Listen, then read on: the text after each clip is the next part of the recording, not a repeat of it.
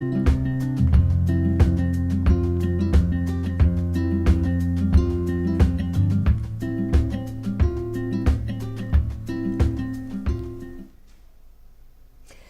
दोस्तों, kids time में आपका बहुत बहुत स्वागत है। किड्स टाइम आपका अपना शो, जी हाँ, एक ऐसा शो जो बढ़ाता है आपका ज्ञान, सामने लाता है आपका हुनर और साथ ही करता है आपकी कई समस्याओं का समाधान भी। और आज हम बात करेंगे इसी तरह की समस्या का, इसी तरह की परिस्थितियों का। आज हम बात करेंगे बड़े बच्चों को किस तरह की परिस्थिति आती है, किस तरह की समस्याएं आती हैं किशोरावस्था के दौरान, जो कि एक ऐसी संवेदनशील अवधि है जिसमें परिवर्तन आकस्मिक होते हैं, तीव्र होते हैं। उनसे कई तरह की समस्या पैदा हो सकती हैं। कई बार ऐसा भी होता है कि इन्हें समझने में हम असमर्थ होते हैं। इसी पर दो विशेषज्ञ आज हमारे साथ जुड़ेंगे और किस तरह से जो किशोर बच्चे हैं वो करियर के लिए अपने ऑप्शंस चुन सकते हैं, किस तरह से उन्हें ऑप्शंस में आगे जाना चाहिए, कौन से सब्जेक्ट्स लेने चाहिए, फोकस किस तरह से बनाए रखना चाहिए, इन सभी मुद्दों पर बात होगी। इसके अलावा किड्स टाइम में क्विज फॉर किड्स में हम आपसे सवाल पूछेंगे हमेशा की तरह, इसके विकल्प देंगे और आपको देना होगा उसका जवाब। आप हमारे टोल फ्री नंबर जो कि है 1800111234 पर कॉल कर सकते हैं और हमें सही जवाब दे सकते हैं। हमारे हर प्रश्न के हम फिर बता रहे हैं 4 ऑप्शंस यानी 4 विकल्प दिए जाएंगे और आपको उन्हीं में से सही जवाब देना होगा। तो जुड़े रहिए हमारे शो के साथ, बेहद महत्वपूर्ण है। हमारे साथ हमारे गेस्ट भी जुड़ गए हैं। Doctor Jitendra Nagpal, consultant department of psychiatry, Moolchand hospital, और सुरभि देवड़ा हमारे साथ जुड़ी हैं जो CEO हैं careerguide.com की। अपने दोनों ही मेहमानों का हम स्वागत करते हैं अपने इस कार्यक्रम में। डॉक्टर नागपाल, सबसे पहले आपके पास आना चाहेंगे, आपसे जानना चाहेंगे, किशोरावस्था है, एक ऐसी अवस्था कहा जाता है जिसमें परिवर्तन बहुत तेज़ी से होता है, कई तरह के चेंजेस जो हैं बच्चे के अंदर आते हैं। तो किस तरह से जो मानसिक स्थिति होती है उस पर उसका असर पड़ता है और कितना ध्यान उस पर देने की ज़रूरत है? शुक्रिया, बिल्कुल ठीक कहा आपने। और हमारे देश का गर्व है कि हम इस वक्त विश्व भर में सबसे ज़्यादा किशोर अवस्था के नागरिक हैं हमारे देश में। तो आप अनुमान लगा सकती हैं कि 10 से 19 साल की उम्र, which is called the adolescence, एक चार्मिंग भी है, चैलेंजिंग भी है और थोड़ी बहुत केओटिक भी है, जिसको हम 3 शब्द यूज़ करते हैं। क्योंकि अप्रॉक्सीमेटली कहा जाता है कि करीब 32 से 35 करोड़ की आबादी हमारे देश की केवल किशोर अवस्था की है, यानी कि 10 से 19 साल के जो नागरिक हैं, बच्चे हैं। अब हमारे पास इतना सुंदर ह्यूमन रिसोर्स है, आप अंदाज़ा नहीं लगा सकते कि इन बच्चों की दृष्टिकोण, उनकी सोच, उनकी समझ, उनकी जानकारी, उनकी जिम्मेवारी कितनी महत्वपूर्ण है। ये हमारे लिए देश की ऊर्जा है, ह्यूमन रिसोर्स है। हम इनकी आइडियाज़ लें, हम इनके व्यूज़ लें। I am sure Surabhi will agree with me कि हम इनकी दृष्टि से इनकी दुनिया देखें। हम अपनी दुनिया ही केवल इनकी दुनिया में ढालने की कोशिश करते हैं, लेकिन ये हमारा बहुत बड़ा ह्यूमन रिसोर्स है। तो पहला तो मैं ये एक सेंसिटिव बात ये कहना चाह रहा था कि किशोरों का अधिकार है, उनका हक है कि हम उनके व्यूज़, उनकी दृष्टि से सुनें, देखें, समझें और आने वाली 21वीं शताब्दी की जो चुनौतियां हैं, जीवन कौशल है, लाइफ स्किल्स हैं, उसको हम देखें कि वो किस परिस्थितियों से गुजर रहे हैं। आपने बिल्कुल ठीक कहा कि परिवर्तन एक किशोर अवस्था का दूसरा नाम है। और ऐसा परिवर्तन जब शारीरिक तत्व जो है, हमारे मनोवैज्ञानिक दृष्टि है, हमारे सामाजिक तत्व हैं, एक कैरियर पॉइंट ऑफ व्यू से जो अभी चर्चा हो रही है, सबसे महत्वपूर्ण फेज है जिंदगी का। क्योंकि केवल करियर चुनना नहीं है, उसको सकारात्मक तरीके से कहीं पर एक नया रूप देना है, नया रंग देना है, आगे बढ़ाना है। माँ बाप से विचार विमर्श करके, दोस्तों के साथ, अपने टीचर्स के साथ कई दृष्टियों को आगे बढ़ाना है। तो आप समझ लीजिए कि ये 7-8 साल की उम्र के बीच कितने सारे चेंजेस हैं। रिलेशनशिप होते हैं, अट्रैक्शन होता है, करियर के साथ साथ दोस्त बनते हैं, यार बनते हैं, गैंग बनते हैं स्कूलों में। हमें भी याद है कि हमें सब अच्छा लगता है जब किशोर की दुनिया की बात हम करते हैं, अपनी किशोर अवस्था याद आ जाती है।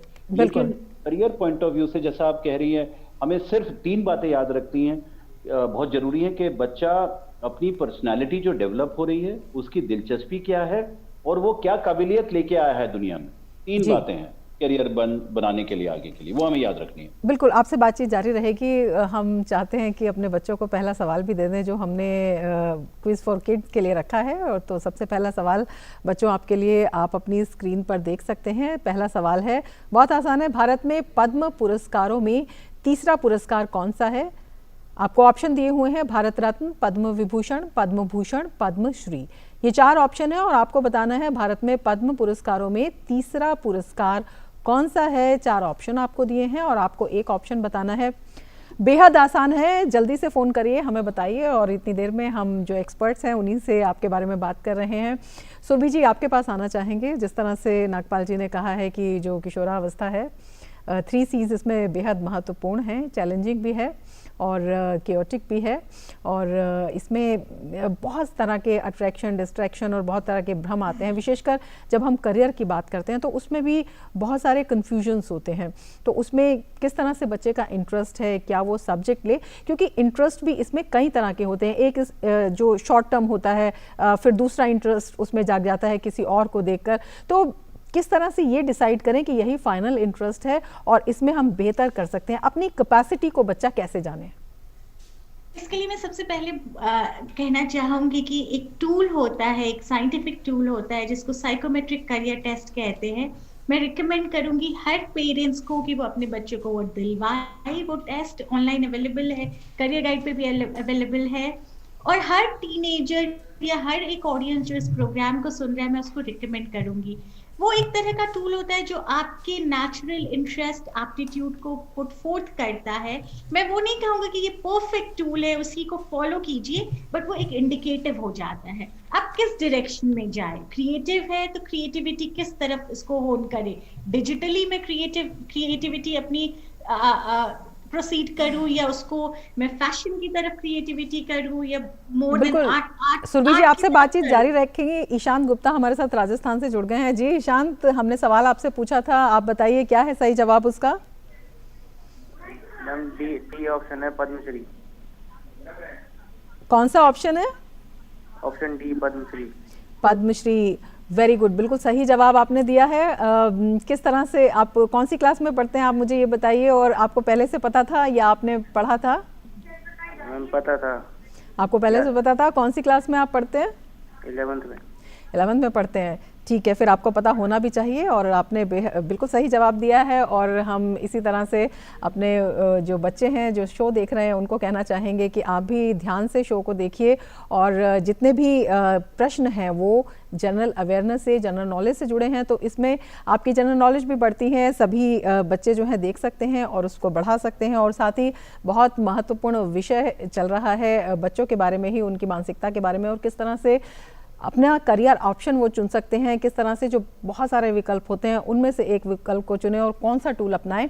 इसी पर सुरभि हमारे साथ जुड़ी हुई हैं। सुरभि जी आप बता रही थी, आप बताइए आगे। आप साइंटिफिक वे में चूज करने की बात बता रही थी। वन मेथड साइकोमेट्रिक टूल होगा जो मैं हर टीनेजर को और उसके पेरेंट्स को कहूंगी कि आप प्लीज दिलवाए। दूसरा मेथड होगा इंटर्नशिप्स।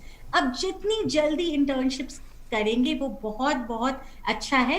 जनरली स्टूडेंट्स को लगता है इंटर्नशिप्स में इंजीनियरिंग फाइनल ईयर में जाके करूँ अगर लिया है, या मैनेजमेंट के स्टूडेंट्स है तब करते हैं, बट मैं इंटर्नशिप्स रिकमेंड करूंगी इवन 8, 9, 10 स्टैंडर्ड्स के स्टूडेंट्स को, 11th स्टैंडर्ड के स्टूडेंट को भी और 12th स्टैंडर्ड के स्टूडेंट्स को भी। मे बी आपके इंटर्नशिप का ड्यूरेशन 1 month ना हो, मे बी जस्ट 1 week हो, दैट्स फाइन, बट बहुत इंपॉर्टेंट है कि आप उसको जाकर देखें कैसा होता है एक ऑफिस अंदर से, कैसे काम किया जाता है। इनफैक्ट फॉरेन में इसको बहुत कॉमन वर्ड यूज करते हैं जॉब शैडो के नाम से, जहां पे शैडो का मतलब होता है परछाई, जो कुछ नहीं करती है, सिर्फ देखती है, ऑब्जर्व करती है।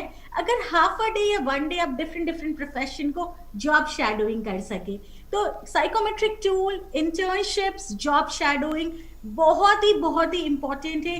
ये देखने के लिए मेरा इंटरेस्ट किस तरफ है और मैं किस तरफ जाऊं। दूसरा मैं ये बोलना चाहूंगी, बहुत सारे वर्कशॉप्स एंड कॉन्फ्रेंसेस अटेंड कीजिए। ये परफेक्ट एज है सबके लिए एक्सप्लोर करने का। बिल्कुल कोशिश मत कीजिए कि मैंने जिस चॉइस को चूज कर लिया अब उसी के साथ स्टिक रहूं। वर्ल्ड चेंज हो रहा है, हमारा वर्ल्ड ऑफ वर्क का तरीका चेंज हो रहा है, बिल्कुल चेंज हो रहा है। तो आपको जरूरी नहीं है स्पेशली टीनेजर्स को कि एकदम फिक्स्ड होके सोचे अब मैंने जो चूज कर लिया बस वही है। यस, एक्सप्लोर कीजिए इस ड्यूरेशन को साइकोमेट्रिक टूल के साथ, इंटर्नशिप्स के साथ, जॉब शैडो के साथ, और साथ साथ Don't forget to consult career counselors, mentors, your seniors, your elder brothers and sisters जो आपकी तरह की जर्नी को प्रोसीड ऑब्जर्व किया है, देखा है. कंटिन्यूअस डिस्कशन इस बारे में बहुत ज्यादा दिमाग को ओपन करेगा, बहुत नए आइडियाज देगा. ये 4-5 टिप्स बिल्कुल एक खुला दिमाग रखने की ज़रूरत है और डिस्कशन उसमें जो अपने एल्डर्स हैं या परिवारजन है बहुत ज़रूरी है. और साथ ही ऑप्शंस अपने पास रखिए, ये बेहद अहम बात की गई है जो आपसे अभी चर्चा की है हमने उसमें. डॉक्टर नागपाल से भी पूछना चाहेंगे, लेकिन हम बच्चों को दूसरा सवाल भी दे देते हैं इससे पहले, तब तक हम चर्चा जारी रखेंगे. दूसरा सवाल बच्चों, अगर आप अपने स्क्रीन पर देख पा रहे हैं तो दूसरा सवाल है, विश्व में सबसे ज़्यादा पाई जाने वाली ग्रीन हाउस गैस कौन सी है? कार्बन डाइऑक्साइड, जलवाष्प, सल्फर डाइऑक्साइड और ओजोन. ये 4 ऑप्शन दिए हैं. विश्व में सबसे ज्यादा पाई जाने वाली ग्रीन हाउस गैस कौन सी है? कार्बन डाइऑक्साइड, जलवाष्प, सल्फर डाइऑक्साइड और ओजोन. 4 आपके पास ऑप्शन हैं और आपको सही जवाब देना है और ये भी बेहद आसान है. और इतनी देर में अपने एक्सपर्ट से हम बात कर लेते हैं. डॉक्टर नागपाल, जिस तरह से सुरभि जी कह रही थी कि वैश्विक परिदृश्य बदला है, ऑप्शंस बदले हैं, काम करने का तरीका बदला है और उसमें एक सोचने के तरीके में भी बदलाव आना चाहिए. डिस्कशन की बात कही और फोकस सब्जेक्ट के साथ ऑप्शंस भी साथ में होने चाहिए. आपने देखा होगा जो नई शिक्षा नीति आई है, अगर आप उसको देखेंगे उसमें भी मेन सब्जेक्ट के साथ जो ऑप्शंस हैं उनको प्राथमिकता दी गई है. तो किस तरह से ये जो बच्चे हैं उनकी हेल्प कर सकते हैं आगे जाने में? बिल्कुल, बहुत अच्छी बात है ये. पहले तो मैं एक कदम आगे लेना चाहूँगा जो सुरभि जी बता रही थी. जी. इसमें कोई संदेह नहीं है कि जॉब के या करियर के एक्सकर्जन्स होते हैं स्कूलों में, या एग्जीबिशंस होते हैं करियर के, या ओरिएंटेशन प्रोग्राम्स होते हैं. हम उसको, जैसा उन्होंने कहा, कि इंटर्नशिप भी कह सकते हैं, नाम कोई भी हो. लेकिन जब किशोरावस्था की शुरुआत होती है, 6ठी-7वीं क्लास में जब बच्चा प्रवेश करता है, यानी कि 10, 11, 12 साल का होने लगता है, तब हमें उसके परिवर्तन को कहीं ना कहीं एक प्रॉपर एवेन्यू देना चाहिए, एक डायरेक्शन देना चाहिए. और सबसे बड़ा एक एवेन्यू है फेमिलियरिटी जो होती है, एक ओरिएंटेशन जो होता है करियर्स का. कहा जाता है कि अब कम से कम 300-400 कैरियर से ज़्यादा अवेलेबल हैं, लेकिन बच्चों को इस बारे में एक्सपोजर नहीं है, उनको ओरिएंटेशन नहीं है, पता नहीं है. नो डाउट ये बात ठीक हो रही है कि माँ बाप हैं, टीचर्स हैं, मेंटर्स हैं, सीनियर्स हैं, यहाँ तक कि जो ऑलरेडी जॉब में प्लेस्ड हैं लोग, जो एलुमनाई हैं स्कूल्स के, जो हमारे सीनियर्स हैं स्कूलों के, कॉलेजेस के, उनका भी उत्तरदायित्व बनता है हमारे किशोरों को ओरिएंट करें. सबसे पहली बात, मैं पहले भी बता रहा था कि बच्चे की जो उभरती हुई ऊर्जा है, उसकी जो पर्सनैलिटी है, उसके साथ आप दिलचस्पी को अगर जोड़ें, अभी आने वाले समय में जो सेटिस्फैक्शन है किसी भी करियर का, उसको ज़्यादा अहमियत देंगे. पहले एक ज़माने में हमारे माता पिता के टाइम पे जॉब की सिक्योरिटी ढूंढी जाती थी, चलो भाई एक नौकरी मिल गई है, एक कमा लेगा बच्चा. अब वो ज़माना है कि बच्चे का अपना इमोशनल इंटेलिजेंस, उसका अपना सेटिस्फैक्शन कितना है. आप देख रहे हैं कि बड़े बड़े इंस्टीट्यूट्स में, कई दिशाओं में, कई बच्चे चुनने के बाद भी डिप्रेस हो जाते हैं. उनको लगता है कि भाई मैं सही करियर में नहीं आया हूँ, मुझे कुछ और करना है, मन मेरा ऊब गया है, मन सेटिस्फाइड नहीं है. ये क्यों हो रहा है? क्योंकि हड़बड़ी में, जल्दी में, बिना ओरिएंटेशन, बिना एक्सपोजर, बिना फेमिलियरिटी के हम जल्दी में कहीं ना कहीं जॉब ओरिएंटेड कैरियर्स ढूंढ लेते हैं, लेकिन सेटिस्फैक्शन ओरिएंटेड करियर्स कई बार नहीं ढूंढ पाते हैं. तो मनोदिशा से मैं ये बात कहना चाहूंगा कि नजाकत की उम्र है, हमें ध्यान से बच्चों के सपने पूरे करने हैं, अपने सपने नहीं. माँ बाप के लिए संदेश, जो बच्चों को सेटिस्फेक्शन दे, जिसमें लॉन्ग टर्म में उन्हें लगे कि नहीं, हमने बिल्कुल सही करियर ऑप्शन चुना है और हम सेटिस्फाइड हैं, तभी ग्रोथ भी आगे होती है. सुरभि, आपसे जानना चाहेंगे, जिस तरह से डॉक्टर नागपाल ने कहा कि बहुत सारे ऑप्शंस मौजूद हैं, कम से कम अब तो परंपरागत रूप से अगर हट के देखा जाए तो 300 से 400 से ज़्यादा ऑप्शंस मौजूद हैं. हम आपसे ये जानना चाहेंगे कि आज के समय में आप बच्चों को काउंसिल भी करते हैं, करियर गाइडेंस भी देती हैं, किस किस तरह के ऑप्शंस हैं वो चुन सकते हैं? कौन कौन से जो फेमस ऑप्शंस हैं जो बच्चों के फेवरेट भी होते हैं, क्या सलाह आप देनी चाहेंगी? मैं कहूँगी कि सिर्फ 300-400 नहीं, मैं हमारे पास 5000 करियर ऑप्शंस बहुत अच्छी बात है. और ये सारे न्यू एज करियर ऑप्शंस की लिस्ट है जो मैं सबको कहूँगी एक्सप्लोर करूँगी. मैं कहूँगी अभी जो स्टूडेंट्स देख रहे हैं और जो काइंड ऑफ करियर्स की बातें हो रही है, डिजिटल करियर्स पे बहुत ज़्यादा फोकस है.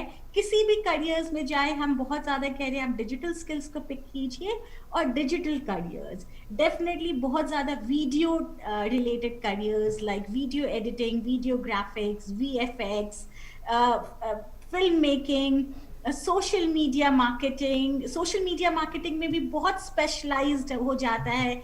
आप इंस्टाग्राम मार्केटिंग पे जा रहे हो या आप डिफरेंट मीडिया पे जा रहे हो। उसके बाद analytics and dashboards related careers, जहाँ पे आप डेटा को देख रहे हो, डेटा को चर्न कर रहे हो, डेटा को एनालाइज कर रहे हो और उसके बेसिस पे डिसीजन ले रहे हैं, उसका बहुत स्कोप है।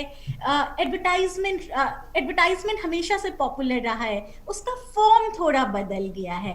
अब हम सिर्फ एडवर्टाइजमेंट की बात नहीं करते हैं कि टीवी पे कैसे एड्स बनाएंगे, या हम नहीं बात करते हैं कि हम न्यूज़पेपर में एड्स कैसे बनाएंगे या बिल बोर्ड्स पे एड्स कैसे बनाएंगे, बट अब हम जिस तरह की एडवर्टाइजमेंट की बात करते हो, ये बहुत स्पेशलाइज्ड करियर ऑप्शंस है, बहुत ज्यादा डिमांड है इसके जॉब्स की। गूगल पे आप एड्स कैसे करें, कितना कम स्पेंड करके कितना ज्यादा आप एड्स की एक्सेसिबिलिटी या इंप्रेशंस लेकर आए। आप फेसबुक पे एड्स कैसे करें, कितने इनोवेटिव तरीके से करें, कम पैसों के एड डाल के भी आप ज्यादा लोगों तक कैसे रीच करें, ये सारे एक्सपर्ट्स निकल कर आ गए हैं।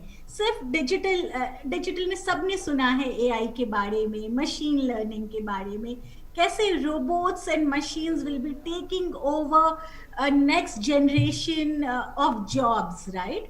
बट रिमेंबर, इस मशीन्स को चलाने के लिए, इस आर्टिफिशियल इंटेलिजेंस को चलाने के लिए ह्यूमन इंटेलिजेंस की ही जरूरत है। तो मीनियल जॉब से ऊपर उठकर लॉजिकल रीजनिंग के स्किल्स पिकअप करना बहुत बहुत जरूरी हो जाता है। बिल्कुल, बहुत इंटरेस्टिंग कोविड के टाइम के एक दो करियर्स की मैं बात करूंगी, लाइक वर्चुअल रिसेप्शनिस्ट। आप वर्चुअली अपने घर पे बैठ के आप रिसेप्शनिस्ट का काम कर रहे हो, कुछ नए इस तरह के भी करियर्स निकल कर आए हुए हैं। बिल्कुल, डॉक्टर नागपाल से भी इस बारे में बात करना चाहेंगे। जिस तरह से सुरभि ने बहुत सारे ऑप्शंस बताए हैं और जिसमें उन्होंने एक तार्किक प्रोसेस को उभारने की बात कही है कि वो बहुत अहम भूमिका निभानी चाहिए। डॉक्टर नागपाल, कई बार हम देखते हैं कि बहुत सारे जब ऑप्शंस होते हैं तो उसमें कन्फ्यूजन भी होता है, बहुत ज़्यादा कन्फ्यूजन होता है। और कई बार जिस तरह से आप सेटिस्फेक्शन की बात कर रहे थे, जो कि ग्रोथ ओरिएंटेड बाद में होती है, लेकिन उसके लिए भी, उस तक आने के लिए भी एक लंबा सफ़र कई बार तय करना पड़ता है। बच्चे बीच में डिप्रेस भी हो जाते हैं कि एक करियर ऑप्शन उन्होंने चुना, उसमें उनको लग रहा है कि कहीं वो फिट नहीं हो रहे हैं, तो कई बार डिप्रेशन वाली स्थिति भी आ जाती है। तो किस तरह से इन स्थितियों को कोप अप किया जा सकता है? ये बहुत ज़रूरी है कि एक प्रॉब्लम ऑफ अबंडेंस होती है, जैसा अभी हम डिस्कस कर रहे हैं कि जब एक मेनू कार्ड सामने होता है और बहुत सारे डिशेस होती हैं तो चुनना मुश्किल होता है। ये बचपन से ही नहीं, केवल मैं तो कहूँगा कि प्रारंभिक बाल अवस्था से अगर हम ऑब्जर्व करें, देखिए बच्चे के बचपन को ऑब्जर्व करना माँ बाप का भी फर्ज है, टीचर्स का भी है। इसलिए अभी नेशनल पॉलिसी ऑफ एजुकेशन जो नई आई है, हमने भी उसमें योगदान दिया है। सोशो इमोशनल डेवलपमेंट बच्चे का जो है, एक जो मनोदृष्टि का डेवलपमेंट है, उसको बहुत ज्यादा अहमियत दी गई है। क्यों? क्योंकि बच्चा एक स्कूल में केवल लर्निंग, एकेडमिक लर्निंग के आउटकम के लिए नहीं जा रहा है, एक संपूर्ण विकास के लिए जा रहा है। यानी कि शारीरिक, मानसिक और सामाजिक विकास हो रहा है, उसका एक डेवलपमेंट हो रहा है बच्चे का, केवल अचीवमेंट के लिए नहीं जा रहा है। दृष्टि हमारी अचीवमेंट से हटकर जब ओवरऑल ह्यूमन डेवलपमेंट में आ जाती है, तो करियर के ऑप्शंस अपने आप बच्चे के पर्सनालिटी में दिखाना शुरू हो जाते हैं बचपन से, केवल किशोरों के टाइम पर नहीं। इसीलिए जो आप कह रहे हैं कि, और मुझे याद आ रहा है कि हमारे ऑनरेबल प्रधानमंत्री जी का भी एक बड़ा फेमस लाइन है जो परीक्षा पर्व पे भी बताते हैं बच्चों को मार्च अप्रैल के टाइम पर, कि ये जरूरी नहीं है कि तुम्हें क्या बनना है, ये बहुत जरूरी है कि तुम्हें क्या करना है जिंदगी में। क्योंकि हम लेबल जो होते हैं ना, कि भाई ये बड़े एमडी बन जाएंगे, सीईओ बन जाएंगे, वो लेबल्स के पीछे हम भाग रहे थे। हमें ये देखना है कि बच्चा मन के अनुसार एक लगन के पीछे भागे, जो उसका पैशन है। जैसे सुरभि जी बता रही है कि हमें कहीं ना कहीं उसके एबिलिटी और इंटरेस्ट को, दोनों को जोड़ के उसका एप्टीट्यूड देखना है। यही चीज थोड़ा बहुत साइकोमेट्री वही कैसे जोड़ा जाए, इस पर आपसे चर्चा करेंगे डॉक्टर नागपाल। लेकिन शौर्या तेजस हमारे साथ दिल्ली से जुड़े हुए हैं। जी शौर्या, बताइए कौन सा है सही जवाब? हमने आपसे प्रश्न किया था कि विश्व में कौन सा ऑप्शन है? जलवाष्प। जलवाष्प, बी ऑप्शन, जलवाष्प आप बता रहे हैं शौर्य? यस, जलवाष्प बिल्कुल सही जवाब है। कौन सी क्लास में आप पढ़ते हैं शौर्य? 4th में पढ़ते हैं, वेरी गुड, 4th में पढ़ते हैं और आपको अच्छी नॉलेज है इसके बारे में, जलवाष्प है। और मैं आपको ये बता दूं कि ये सबसे ज़्यादा पाई जाने वाली ग्रीन हाउस गैस है और साफ आसमान में ये 36 से 66 और बादलों वाले आकाश में 66 से 86% ये पाई जाती है। वेरी गुड शौर्य, लगातार आप इसी तरह से अपनी जीके बढ़ाते रहिए और डीडी न्यूज़ भी देखते रहिए। और डॉक्टर नागपाल, हम आपसे बात कर रहे थे, आप बता रहे थे कि किस तरह से कि बच्चा क्या कर सकता है वो देखना बहुत ज़रूरी है, किस तरह से उसको ऑब्जर्व किया जाए।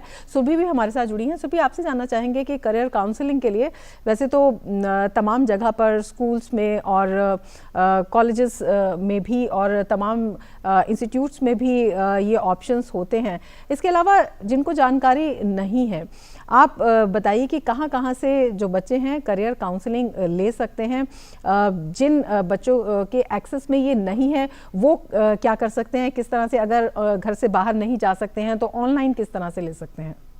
सबसे पहले मैं रिकमेंड करूंगी कि यस, करियर काउंसलिंग बहुत ज़्यादा तो नहीं एक्सेसिबल है और बहुत पेरेंट्स और स्टूडेंट्स को भी पता नहीं है। उनके दिमाग में क्वेश्चंस तो ज़रूर होते हैं बट उनको ये नहीं पता है इन क्वेश्चंस का सोल्यूशन या उस डिस्कशन को करियर काउंसलिंग कहते हैं, राइट। तो careerguide.com एक बहुत अच्छा प्लेटफॉर्म है, ऑनलाइन अवेलेबल है, उसका ऐप भी डाउनलोड कर सकते हो या वेबसाइट पे भी आकर आप एक्सेस ले सकते हो और आप 1000+ करियर काउंसलर से बात कर सकते हैं फोन पे, चैट पे और वीडियो पे। बट अपार्ट फ्रॉम दिस, अगर मैं बताऊं तो गूगल भी बहुत बहुत अच्छा सोर्स है इंफॉर्मेशन का। गूगल में ढूंढने के लिए थोड़ा सा आपको एफर्ट ज्यादा लगाना पड़ेगा, आपको अपने क्वेश्चंस को डालने पड़ेंगे और काफी सारे लिंक्स को एक्सप्लोर करना पड़ेगा। बट यस, मैं हर स्टूडेंट को रिकमेंड करूंगी, आपका जो भी क्वेश्चन है, जैसा भी क्वेश्चन है, एक प्रिलिमिनरी रिसर्च गूगल पे कीजिए। इसके अलावा द बेस्ट इजीएस्ट मेथड होगा, आपके फैमिली में जो भी लोग हैं, जो भी आप पढ़ाई किया है आगे तक, अगर आप 10th में हैं, जिसने हाई स्कूल किया है, आप उनसे जाकर बात कीजिए कि वो क्या एस्पायर करते हैं, अगर वो अपने एजुकेशन में ऑलरेडी है, किस तरह से प्रिपेयर कर रहे हैं, या तो फिर जो ऑलरेडी जॉब्स में हैं उनको फोन लगाइए, ये जब आपको मौका मिल रहा है उनसे बात करने के लिए, उनका एक वर्क डे कैसा होता है, वो क्या बनना चाहते थे, फिर उन्होंने क्या किया और उन्होंने कैसे किया, वो स्टोरी बहुत जरूरत है जानने के लिए। तो ये बहुत इजीली है। इससे 2 बेनिफिट्स है, एक तो आप इनसे इनफैक्ट 3 बेनिफिट है। एक तो आप अपना सोशल स्किल्स बढ़ा रहे हो, अपनी फैमिली, आप अपने उनसे बात कर रहे हो, वो आपके ऑकवर्डनेस को हटाता है। एक बहुत इंपॉर्टेंट लाइफ स्किल है रीच आउट करना, सोशल स्किल्स बढ़ाना। दूसरा, आप सिर्फ नॉलेज और करियर ग्राफ को ही नहीं समझ रहे हो कि कैसे वो आगे बढ़े, क्योंकि उन लोगों को आप जानते हो, उन लोगों से आप मिलते हो, देखते हो, तो आप उनसे बहुत ज्यादा रिलेट कर पाएंगे एंड मे बी उनकी सोशल और इकोनॉमिक और कल्चरल बैकग्राउंड आपके जैसा ही है, तो वो आपकी प्रॉब्लम्स को भी समझ पाएंगे। और तीसरा, आपकी कम्युनिकेशन स्किल्स भी बहुत ज्यादा बेटर होगी। बिल्कुल, और जो सोशल स्किल आपने कही है, ये एक भारत श्रेष्ठ भारत की भावना को भी मजबूत करती है। उसमें भी इस तरह से एक्सचेंज की बात कही जाती है कि एक राज्य के बच्चे दूसरे राज्य के बच्चों का कल्चर जाने, भाषा समझें और किस तरह से समस्याओं का समाधान हो सकता है, उसके एक्सचेंज की आप बात कर रही हैं। तो ये बेहद महत्वपूर्ण है और जो बच्चे सुन रहे हैं, मुझे लगता है कि उनको इससे काफ़ी फ़ायदा होगा। हम अपने बच्चों को एक और सवाल दे देते हैं। तीसरा सवाल बच्चों, अगर आप अपनी स्क्रीन पर देख सकते हैं तो ये सवाल है, प्रतिवर्ष हाथी महोत्सव कहाँ मनाया जाता है? बेहद आसान है, प्रतिवर्ष हाथी महोत्सव कहाँ मनाया जाता है? 4 ऑप्शन है, जयपुर, श्री गंगानगर, जोधपुर, अजमेर। तो ये 4 ऑप्शन है, फटाफट बताइए और इतनी देर में हम आप ही के बारे में बात करते हैं। डॉक्टर नागपाल, सुबह बता रही थी सोशल स्किलिंग की बात, हम लगातार बात कर रहे हैं कि तमाम तरह के प्रेशर्स होते हैं, तमाम तरह के ऑप्शंस का भी एक प्रेशर होता है कि क्या चुना जाए। और जिस तरह से गतिविधियां जो हैं आजकल बढ़ी हैं, एक वैश्विक विलेज, ग्लोबल विलेज के रूप में हम अब अपने आप को देखते हैं, उस प्लेटफॉर्म पर परफॉर्म करना होता है, तो उसमें भी एक बड़ा दबाव होता है। ऐसे में ये जो सोशल स्किलिंग है, ये कितनी फ़ायदेमंद होती है? न केवल ये फायदेमंद है लेकिन ज़रूरी भी है। अब आप देखिए, एक आईटी का ज़माना है, there is no doubt that digital careers जो हैं वो मिलियंस के हिसाब से अब मिलने वाले हैं बच्चों को भी, और आने वाले सफ़र में सोशल मीडिया का प्रभाव हमारे निजी ज़िंदगी में, हमारी पर्सनल और फैमिली लाइफ्स में काफ़ी उसका गहरा असर भी होगा, और कुछ लाभ भी हैं, कुछ हानि भी हैं। हम रोज़ अखबारों में पढ़ रहे हैं, टीवी में देख रहे हैं।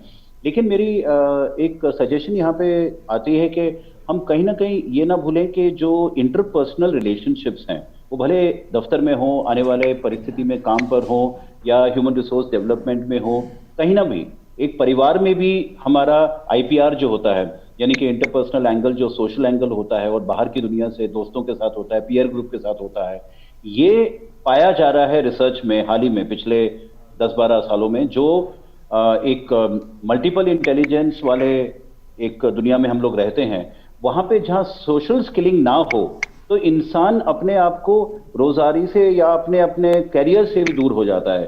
तो ये सोशल स्किलिंग किसी भी काम पर, भले इंजीनियर हैं, डॉक्टर हैं, या तमाम दुनिया भर के करियर्स हैं, अब पाया जा रहा है। आपको ये बात बता दूं कि मनोदिशा के काम जो हैं, मनोवैज्ञानिक के काम जो हैं, इतने सारे करियर्स हैं इसमें कि हर क्षेत्र में मनोदिशा और मनोविज्ञान की जरूरत पड़ रही है। काफी ऑप्शन है। हमारे साथ कुंज बिहारी जो हैं वो जुड़ चुके हैं। जी कुंज बिहारी, आप बताइए, हमने जो सवाल पूछा था कि प्रतिवर्ष हाथी महोत्सव कहाँ मनाया जाता है, क्या? जयपुर। जयपुर। Jaipur, very good. आप राजस्थान से हैं कुंज बिहारी? हाँ मैडम। अच्छा, इसी वजह से आपको मालूम है कि जयपुर में। आप हमें बताइए क्या होता है हाथी महोत्सव में?